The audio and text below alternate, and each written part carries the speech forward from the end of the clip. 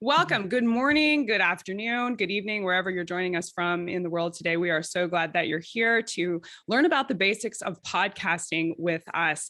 We are going to be going over recording, editing, and publishing. I know different workshops have done a different approach. So what you can expect here with us today is we're going to go through each of these sections in order. Each of our panelists, including myself, is going to take one of the sections and go over them. As we're going through the talk today, we will be taking questions, but we ask you to use the Zoom chat feature to submit your questions. So we will not be addressing questions as we're talking. Instead, we'll have a Q&A at the end where we will go through as many as we can. And by using the chat feature, should we not have time to get to everything, either myself or one of the other panelists will follow up with you after the talk to make sure your questions do get addressed. As we're beginning, I want to introduce you to your panel that you will be hearing from today. We will be hearing from Annie Galvin first. She'll be sharing with you about recording your podcast. Annie is one of the co-founding members of Humanities Podcast Network. She is currently associate producer at the Ezra Klein Show, a podcast based at the New York Times. Before that, Annie was a Mellon ACLS Public Fellow at Public Books, an online magazine of ideas, arts, and scholarship.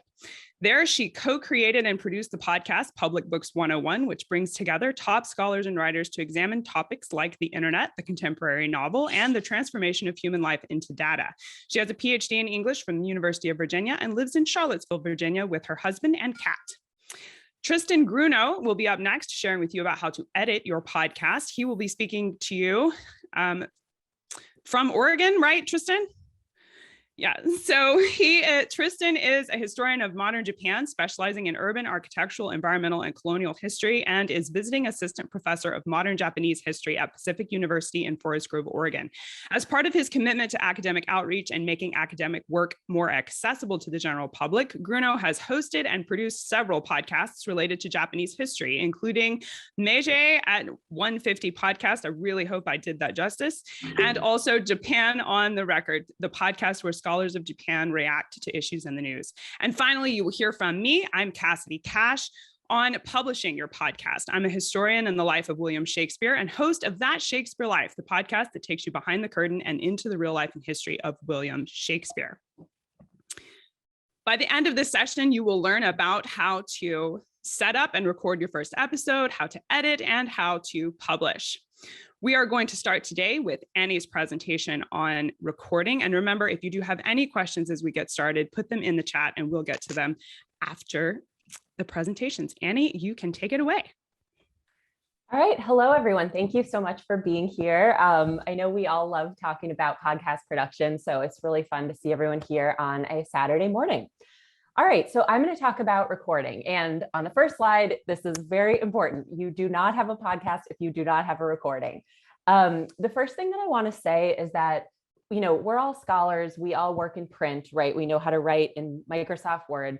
And audio is a really different medium than print. It is a much less flexible medium. And Tristan is going to show you, how to edit. And you do have a lot of control in post-production, but you have less control than you have in print, right? If you write a paragraph and you read it back to yourself, you don't like how it sounds, you just delete that paragraph and write a new one.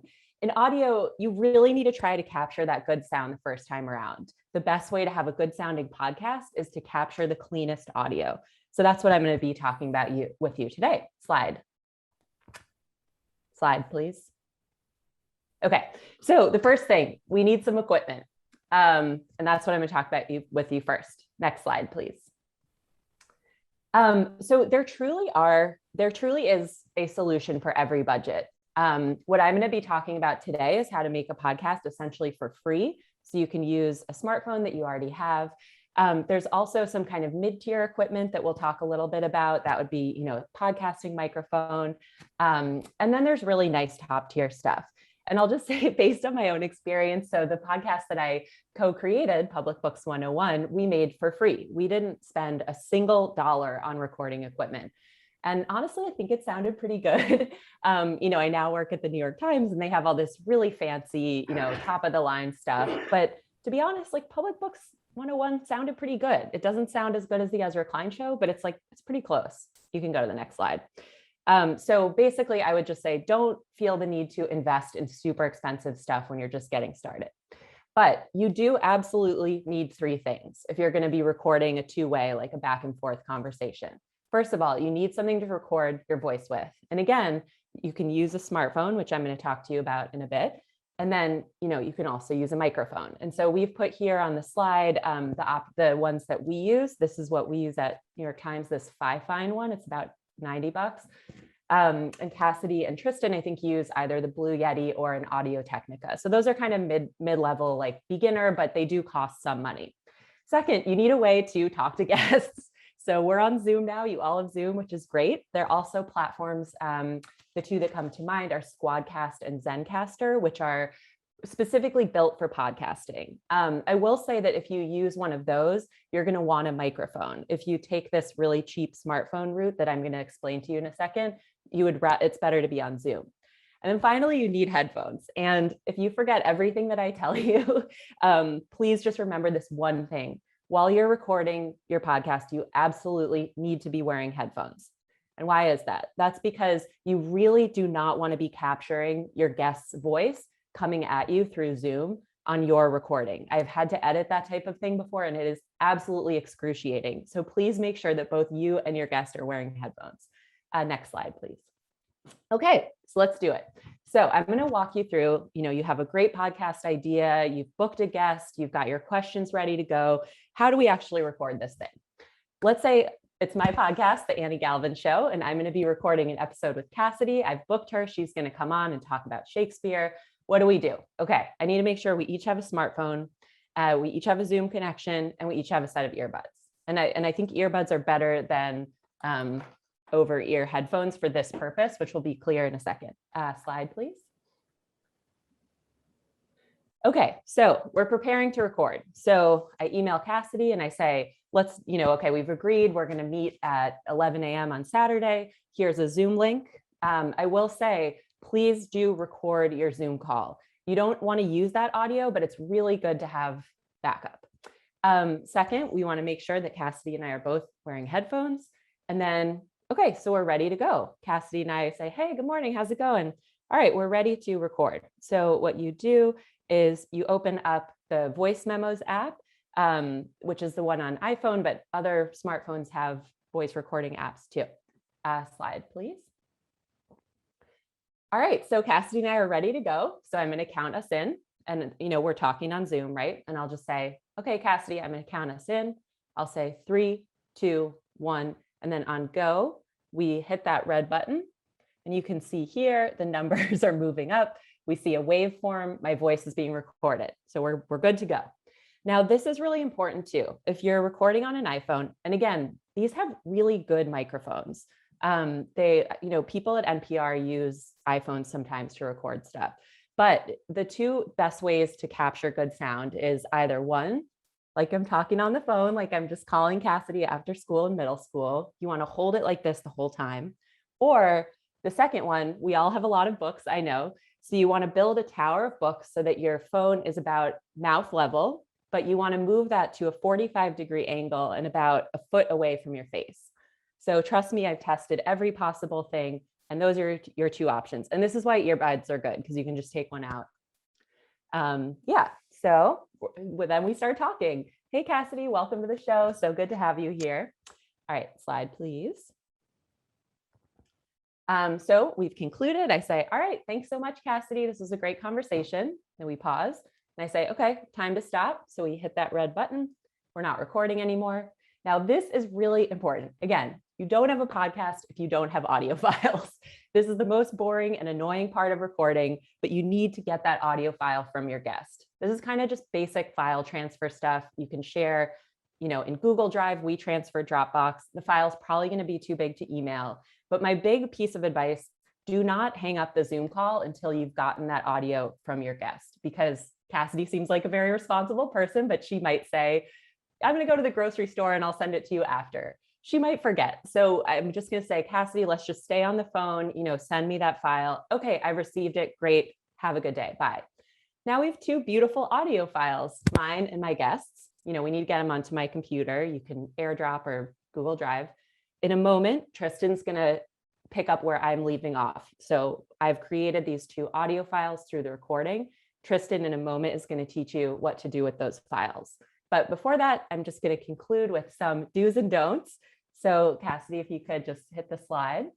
So these are do's and don'ts that I have learned through trial and error, through making mistakes and trying to do better. So please trust me on these.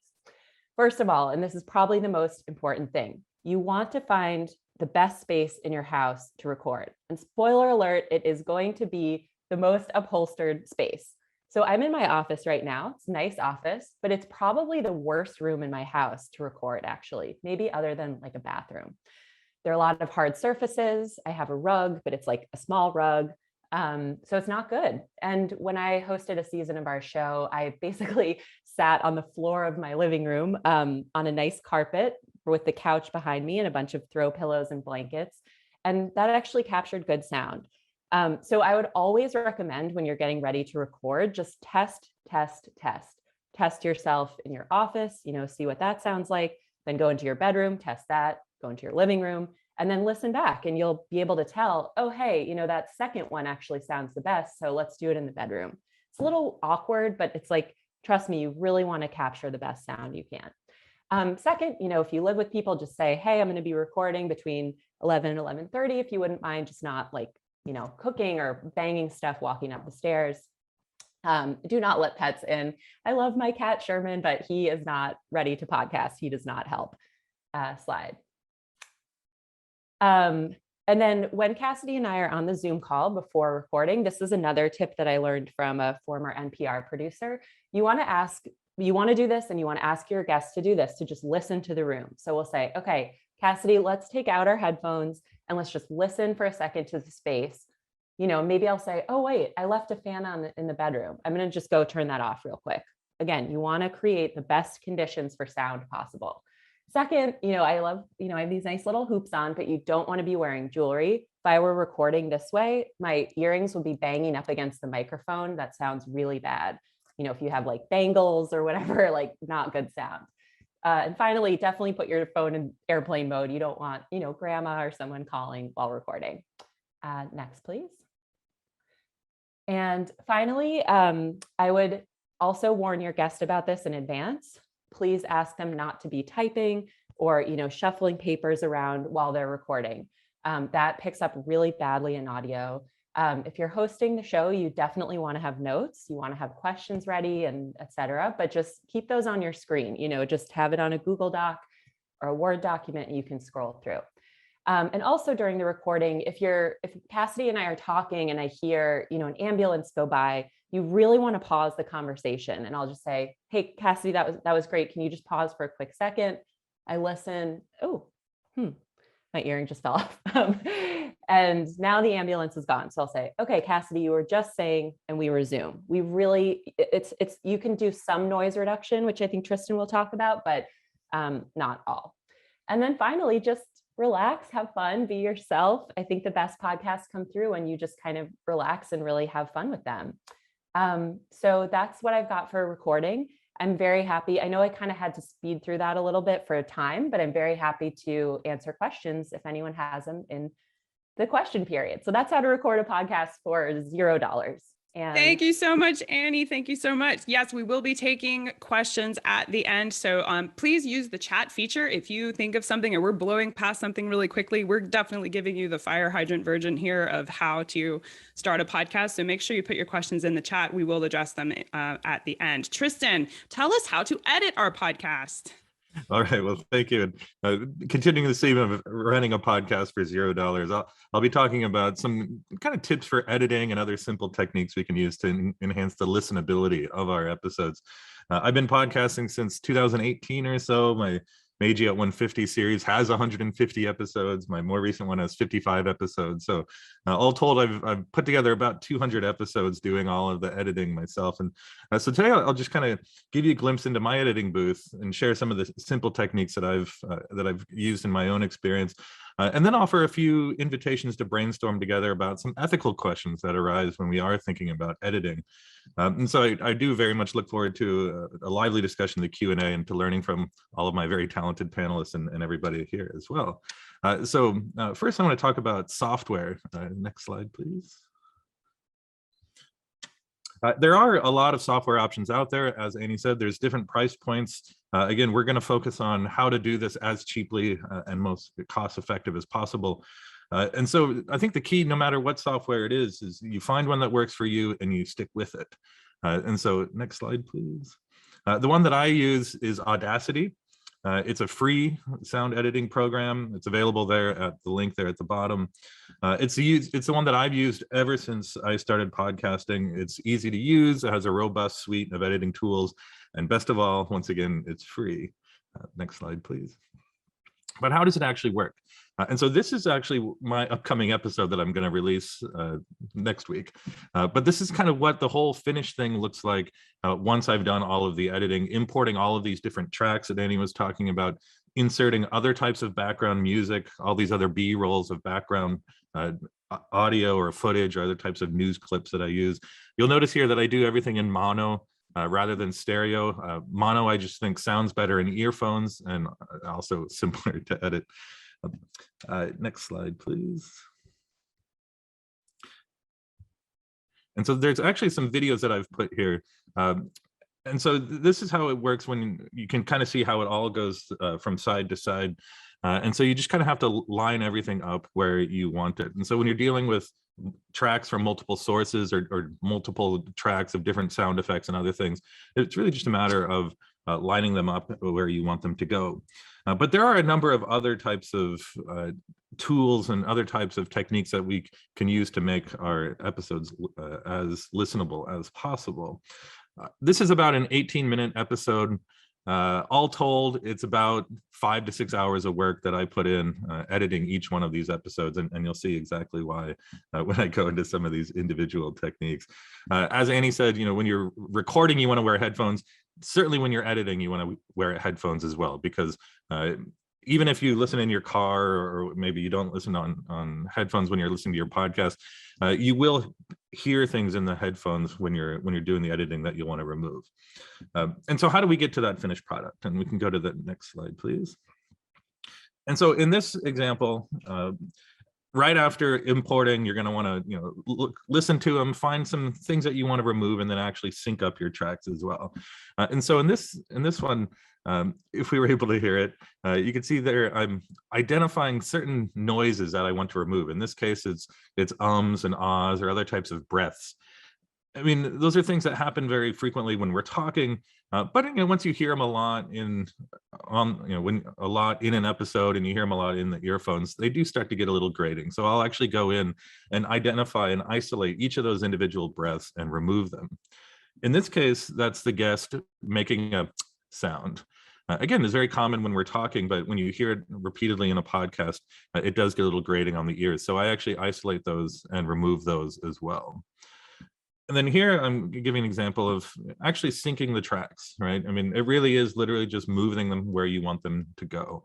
This is the outro for my podcast episode where I'm lining up the outro that has my sign off along with some music, making sure it starts right at the end of my guest speaking. But you can't just drop the audio in there. You want it to fade in a little bit. And so the other tool that I use most frequently in editing is the fade in. And so here, showing how this fade in works, highlighting the part that you want to fade in, and then simply selecting the fade in tool. And voila. Okay, and then we can go to the next slide, please.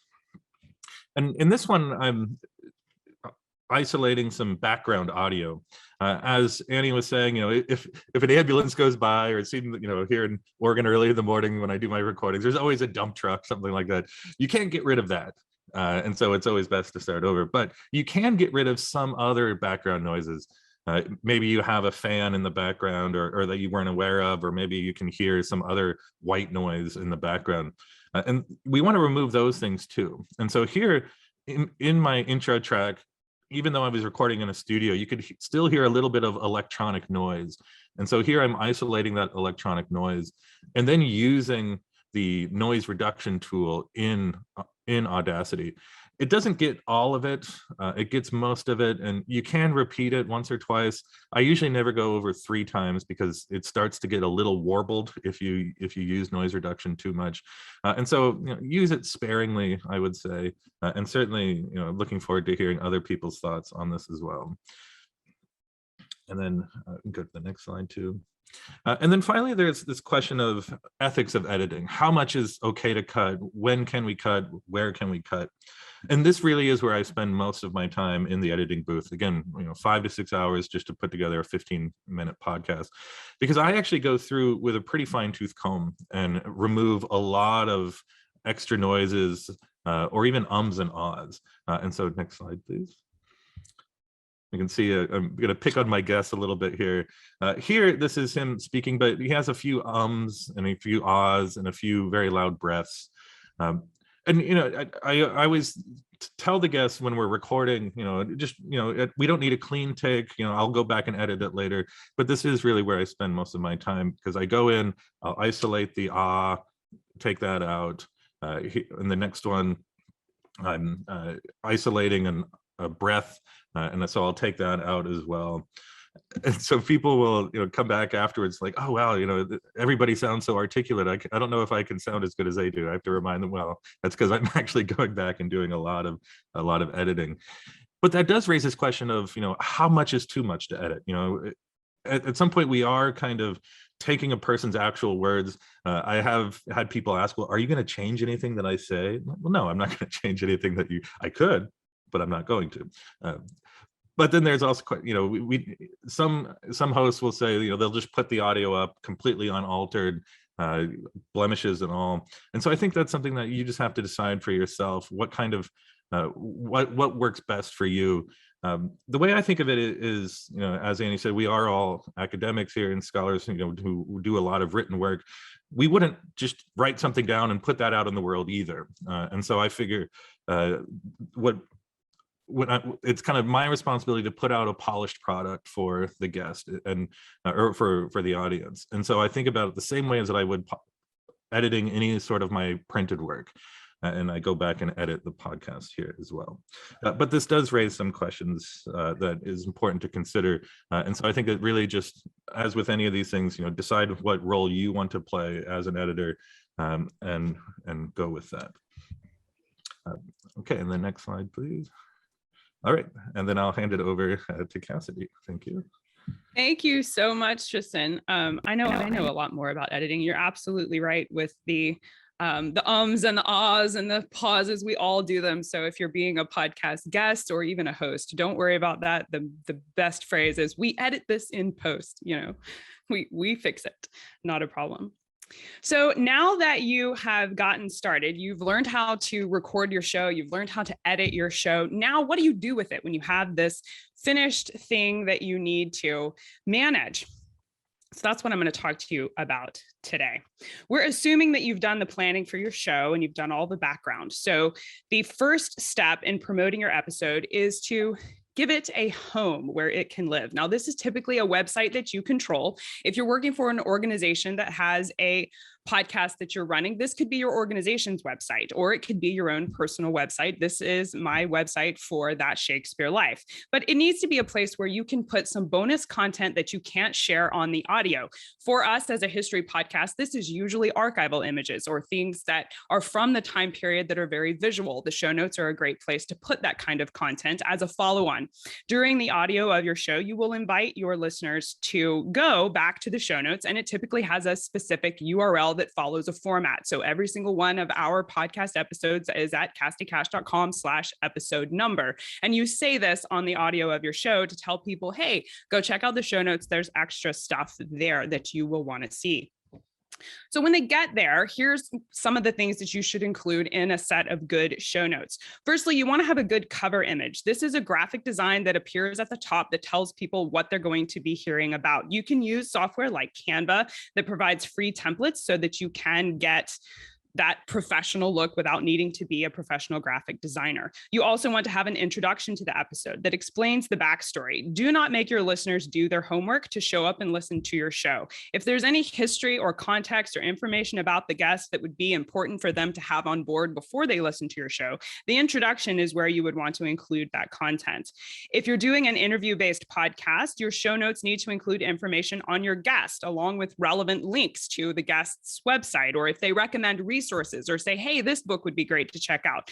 Putting those in the show notes are a great thing to do. I recommend that you go ahead and start putting Amazon affiliate links in your very first set of show notes, because the great thing about podcasts are that they are evergreen content. I have shows that I made 4 years ago that are still turning brand new customers, because there's always someone that hasn't heard that episode yet. So it's brand new for somebody today, every day. So if you start by putting Amazon affiliate links in the beginning for all of these resources and books that you have, that's just a great source of passive income. Now, it's not a huge amount of income, I'll just be honest with you, but it helps. So go ahead and put them in at the beginning. It's a great place to do that. You also want to have a place for your listeners to rate and review the podcast. Now, a lot of people think, oh, I've put together this great show and I've published it on all these platforms. People are just going to rave about it because it is so awesome, but it just doesn't happen. You only get what you ask for. And that is so true about audio listeners. You are more likely to get ratings and reviews if you ask for them. So both in the audio of your show, as well as definitely in your show notes, have a place that tells them, hey, please go rate and review our show. If you liked what we did, could you support us by giving us some thumbs up on your favorite listening channels? That's just an easy way to help get more traffic to your show and get more listeners, which of course is what it's all about.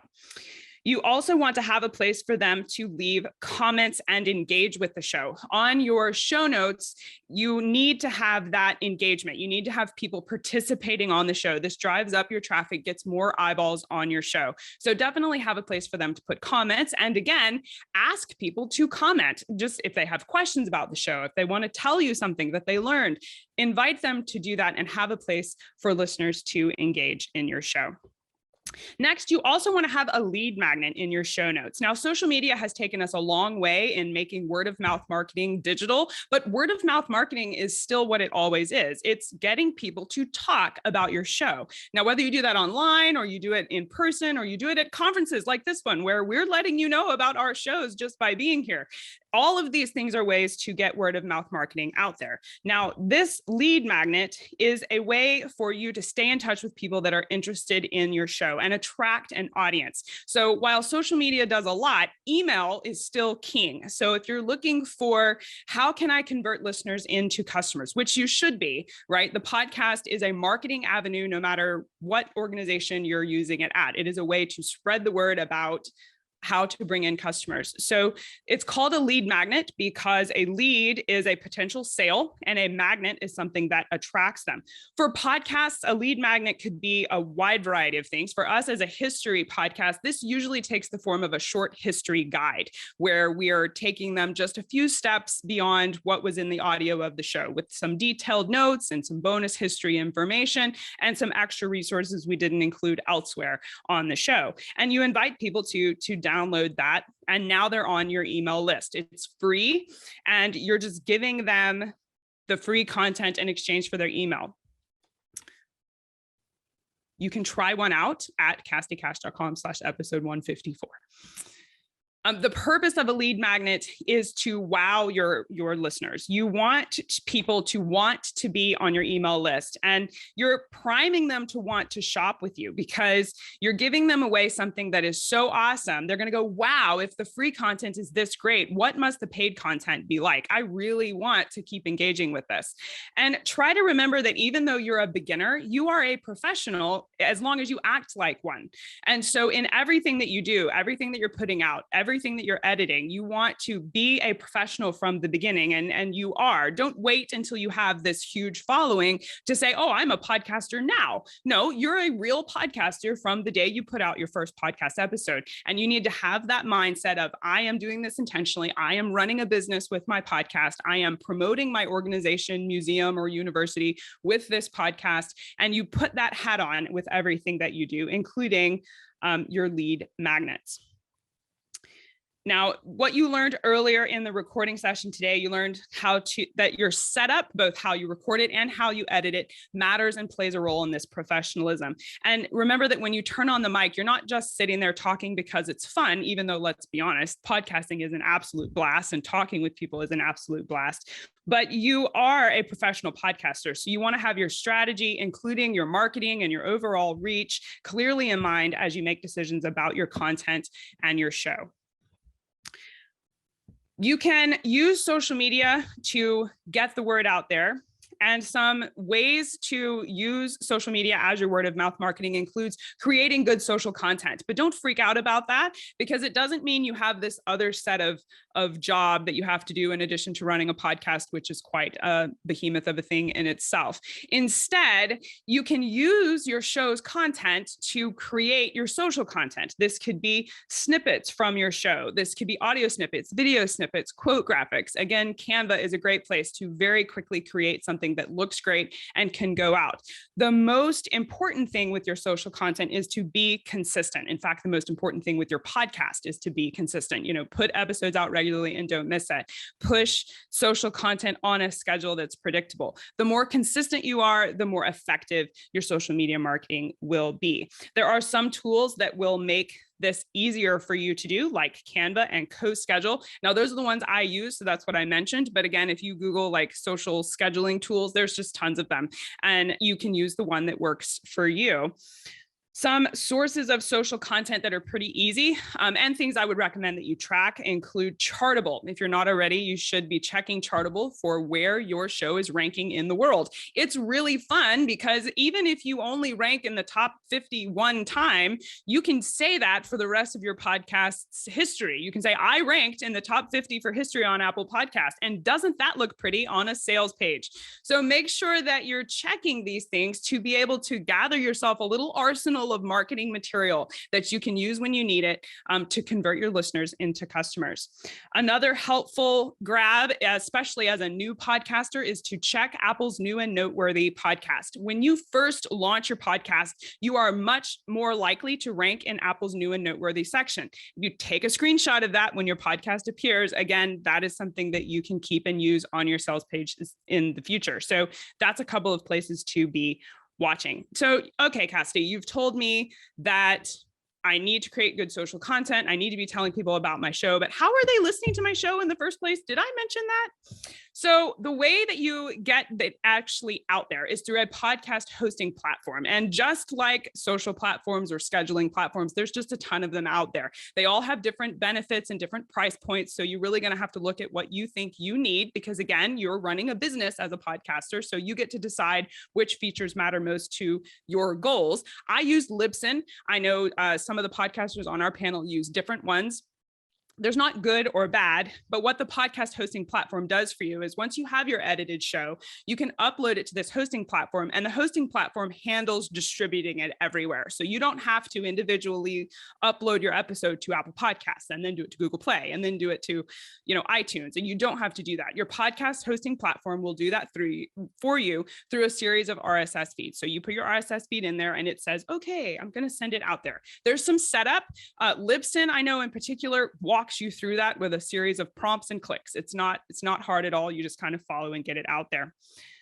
So check with the platform that works best for you. And remember that all podcasters have their own method and rhythm that they develop over time for what works for them. And even among our panel today, we are all using different tools, different microphones, different platforms to produce our show. And that should encourage you as a new podcaster that there isn't anything wrong with just jumping in there and seeing what works for you. You want to use the general principles of professionalism that we've taught you about today, of how to control your sound, how to edit your sound, and how to present yourself publicly, but you can find the path that works for you. And hopefully what we've presented today helps you do that. Because of the sake of time, all of us have put our little bits, our tidbits of tips and tricks and stuff that we weren't able to fit into today into a free guide for you. This is called Your First Podcast. And basically, each of us panelists here today put some expert advice on recording, editing, and publishing that was not shared in today's presentation into a free guide for you. You can download this right now at CassidyCash.com/free podcast guide. And it's just some extra love from us as podcasters to you as beginning podcasters to help you get started on the right foot. So now I'm going to leave the page up so you can see that. We're going to go to the chat and address our questions. So I'm going to ask the panelists I'm going to unmute the panelists here and bring everybody on board. I'm just going to go through the chat from the top because we've had some really great questions come in as we were talking, and I'm going to present these, and we as a group are just going to kind of answer them ad hoc. So someone says that walk-in closets are awesome. Yes, they are. Small closets make a great podcast studio for sure. Quilts, big thick quilts also make good sound panels if you want to go for that. So we have a question from Irina. I hope I'm saying your name correctly. I'd love to know if you have advice for managing your voice. Should I speak slower at my usual pace, which can be calmer, or etc. Also, how do you deal with verbal tics once you notice them in the recordings that you have them? Oh, the pain of listening back to your voice. Tristan, you want to grab that one? Sure. Yes, verbal tics. I've noticed a lot of my own, and I always joke that if the podcasting thing doesn't work out, maybe I'll go into language therapy or speech therapy, because I've started to notice them a lot. And actually, once you hear them a lot, then you'll start to try to avoid them. And I have a new appreciation for sports announcers who can speak so quickly and mellifluously just off the top of their head. I mean, in terms of pace, yeah, I think it is good to slow down a little bit. There is actually tools in Audacity where you can speed up people. And so you can speed up. It's a little bit harder to slow down, I should say. But yes, I would definitely recommend, actually just conversation, I think it is, that's probably gives you the best sound. Annie or Cassidy, anything you want to add to that? Me listening back to my voice, the way I handle that is I actually work with an audio engineer. I don't edit my show on purpose, and that's one of the reasons. Mainly, I'm just not a detailed person. When you saw Tristan going through and finding the voice patterns to cut out and remove and get that organized, I just couldn't do it. So from day one, I've worked with an audio engineer. I don't have to listen to my voice at all. I listen to the finished product and they handle that for me. So but yes, I do actually practice my sound. I will say I do have like this is that Shakespeare life. You have this voice that you assume when you are presenting, and that just takes practice.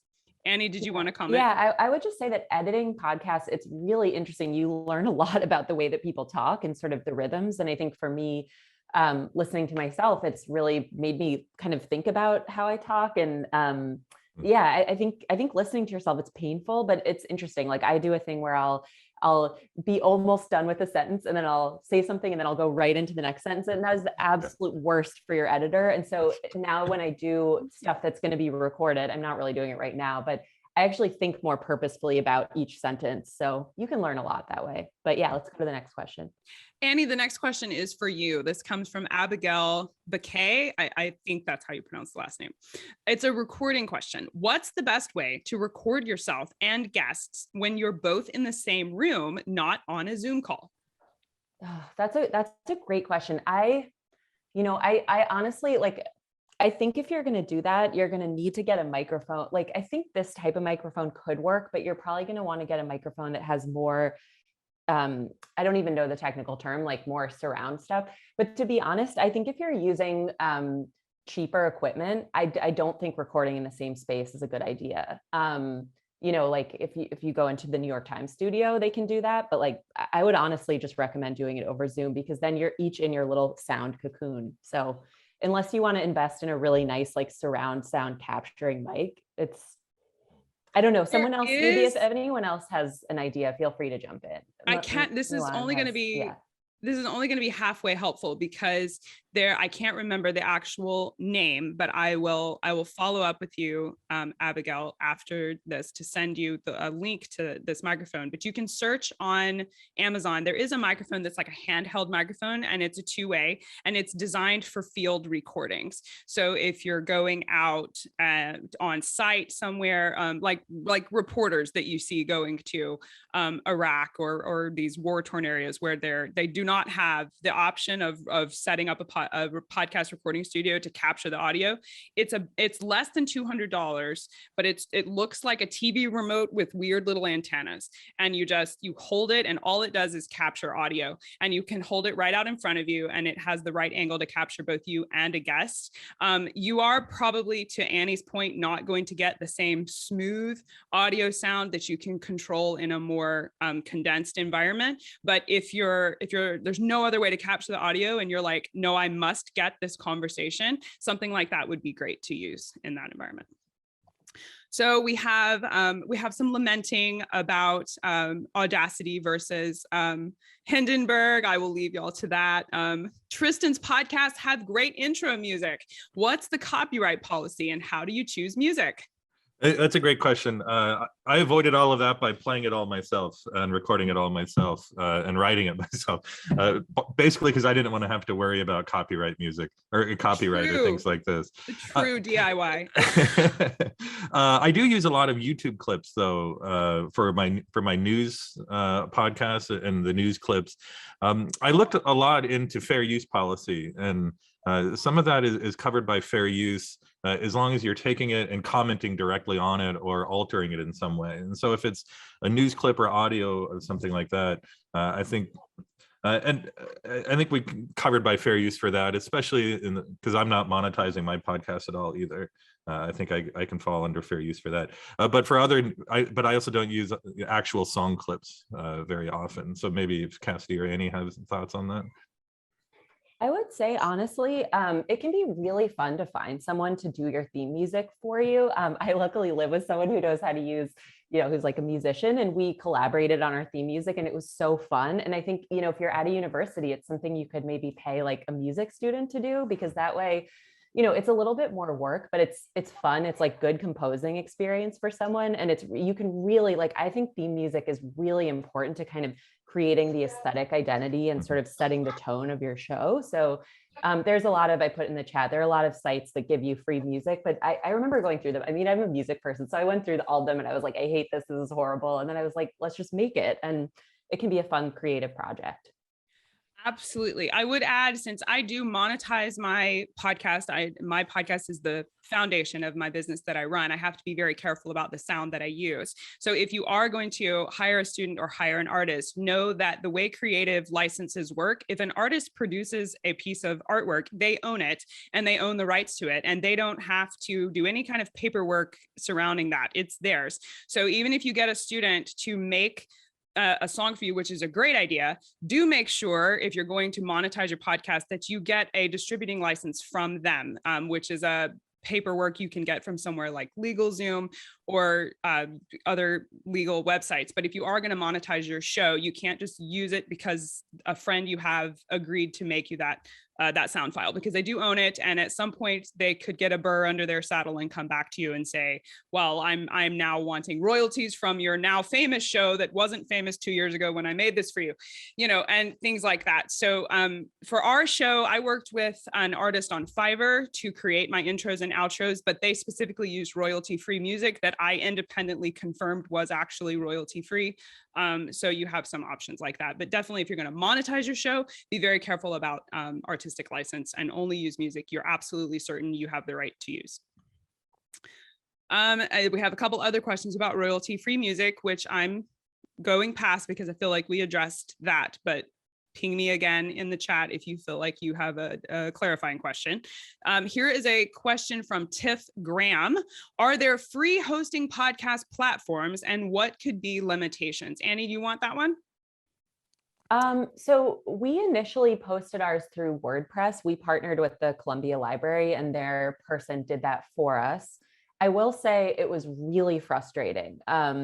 It's just, it's not user friendly. It's really hard to get analytics. And if you're trying to grow your podcast, access to analytics is really important. Like it shows you what episodes connect with people. It gives you information about if you put out an hour and 30-minute episode, does that do worse than a 20-minute? It's really important insight. And so these platforms, like the one that we ended up deciding on, we did a lot of research, was Castos, which is, I think you have to pay a monthly fee. And I would say that and you all might disagree, but for me, like if you're going to invest any money in a podcast, I kind of think the best place to do it is in a hosting platform, because they give you that panel of analytics. They just literally like blast it out everywhere.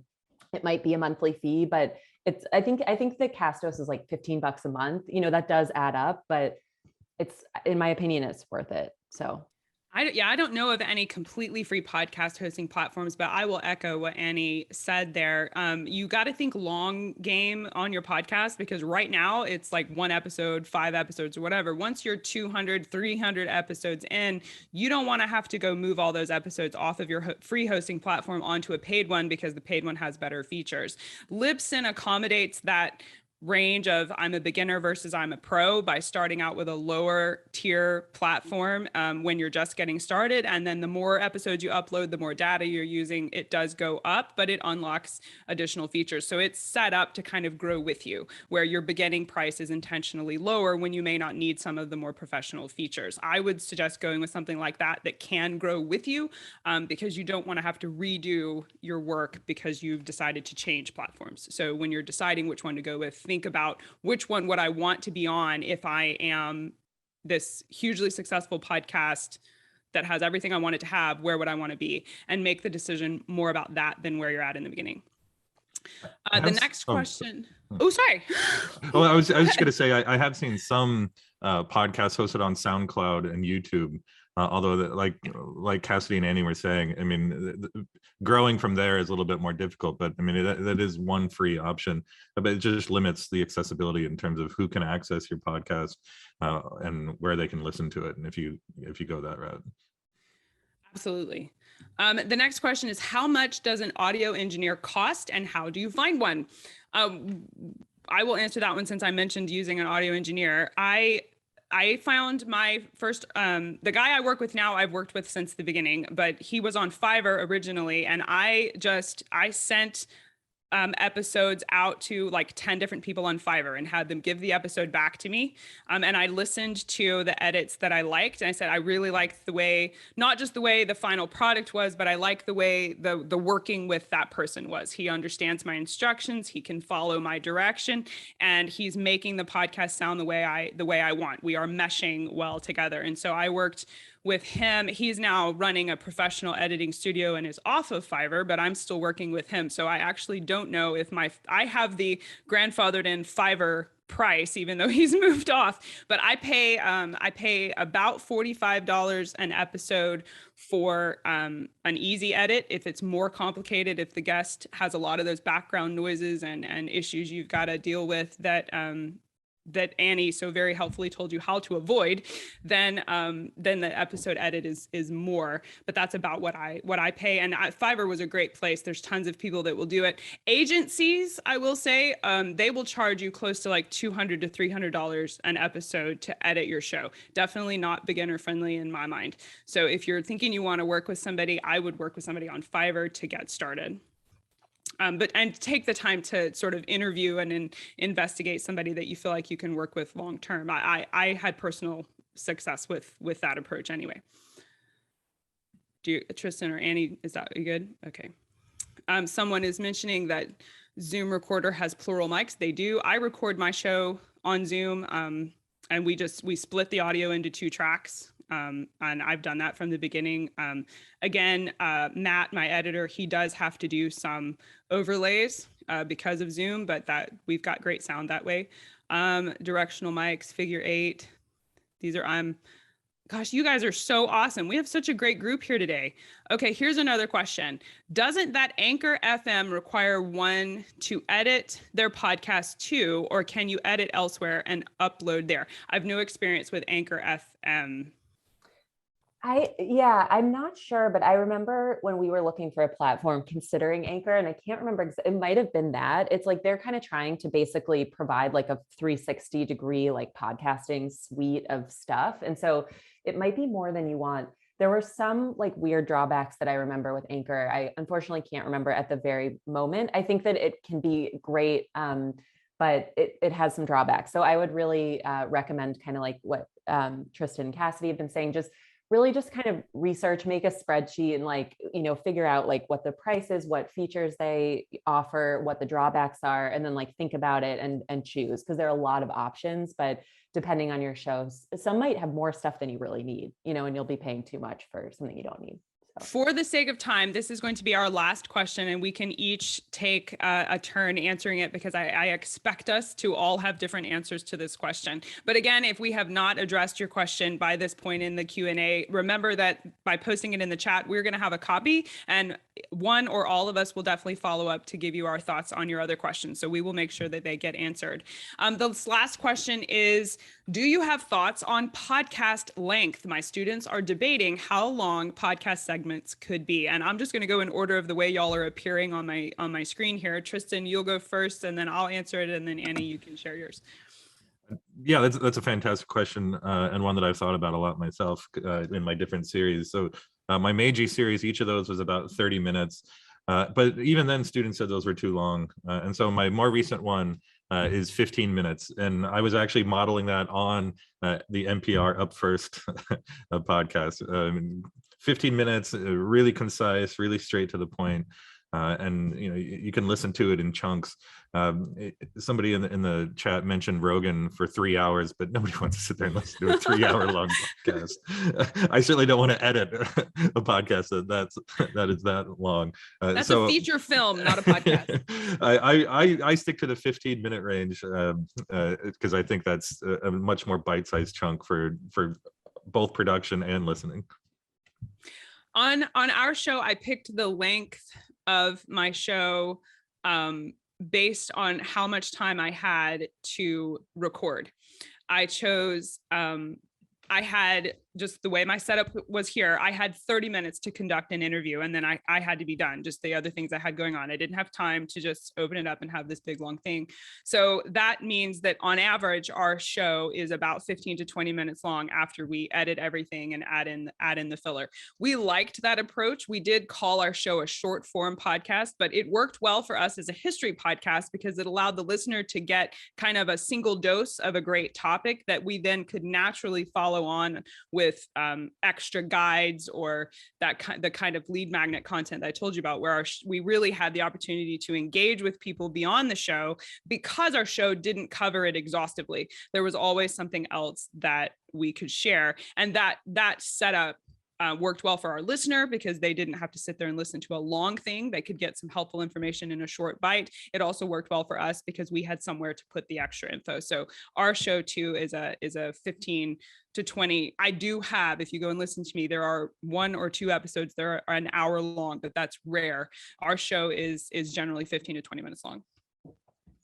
Yeah, I would echo Tristan. I think this is a great question. And I think that when you're coming up with your podcast idea and you're starting to experiment, I think it's maybe like one of the most important things that you should be thinking about, because Tristan in his editing segment told you about how long, like what the ratio is between minutes of audio and editing time. So like Milan brought up the question of your labor time. And like, if you record for an hour and 30 minutes and you're trying to get that down to 45, like that's going to take you probably 10 hours if you're an experienced editor. I just looked it up because I remember reading this somewhere. I think the average podcast now is it's like between 35 and 40 minutes. And every year, pretty much that average goes down. But, I don't know. So I think that I'm really impressed that you both make such short podcasts. The one that I work on now, our episodes are usually between an hour and 30 minutes. And Public Books 101, we tried to make them around an hour. And that was just because, they're really like it's like a conversation. And that's just the editorial philosophy of these shows. Cassidy and Tristan have different editorial philosophies, and that's great. Like the cool thing about podcasts is there's so many possible editorial and sort of aesthetic possibilities. And so I think you really just need to experiment, but I would say that, this really has to do with like, how long are you going to be recording? And I would suggest that as the host or the producer, you be really purposeful about being like, if we want this to be 15 minutes, like, how long, Cassidy, then do you record to get a 15-minute episode? I'm curious. Like, what's that ratio? Our interviews are 30 minutes long. Okay. And we keep to that time. Like I said, I've had probably we're coming up on our 200th episode now, and we've had a handful, like maybe 5, that went 45 to an hour, because it was just mostly because the guest just had so much to say. Yeah, and so it went long, and and I allowed them that space. But most of the time it's a 30-minute conversation, and I measured out the questions that I was going to ask and the length of the answers to really time that out and make sure we were hitting the markers there. So I only ask them enough questions to fill a 30-minute space, so that when we edit that down, we're hitting about a 20-minute total time. But like you said, that's just our editorial philosophy, because of the actually things outside of the podcast that I needed to do and fit within in terms of time I had to dedicate to the show. So you have to really make these kinds of decisions on your own. There's no wrong or right way to do it. It's your show. It's your call. You get to say what you want. And as you learn about your audience and what they want, you may actually adjust your time frame based on the feedback you're getting from your listeners, who either want more or less from you in an episode. So feel free to be fluid with it in terms of that as well. But I do think it's time for us to say goodbye here today. We want to thank you all so much for being here. We are just honored and delighted that you wanted to learn how to make a podcast here with us, and we hope that we helped you. Feel free to follow up with us at any of our websites that we shared with you if you have other questions or want to keep in touch. But thank you so much for being here, and I hope you have a great rest of your day and enjoy the rest of the conference.